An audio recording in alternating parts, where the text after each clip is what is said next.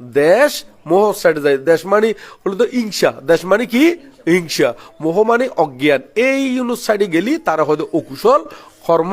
আর যদি যে খাসুন গজ্জুম এই খাসিউন যদি আবার অলব অদেশ অমোহর সাইডে যায় তাহলে ইউনিটি কুশল কর্ম বা পুণ্য কর্ম। তবে আরো হতিকা কর্ম আছে যে কর্মগুলোতে ফাফর সাইডেও নাই পুণ্য সাইডেও নাই, ইউনিটি আনন্দা কর্ম।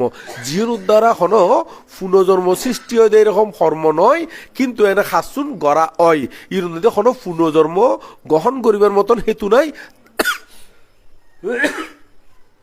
তারা হয়তো আনন্দা কর্ম। তবে সাধারণত লৌকিক মাইচুত্তুন নয়, ইয়ুঙ্গুন সাধারণত লোকোত্তর মানবত্তর বা লোকোত্তর মাইচুত্তুন হয় দে।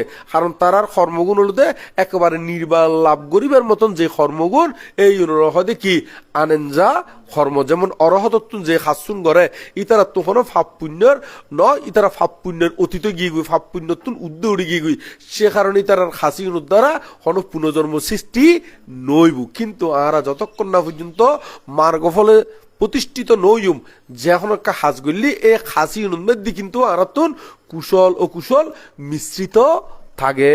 তো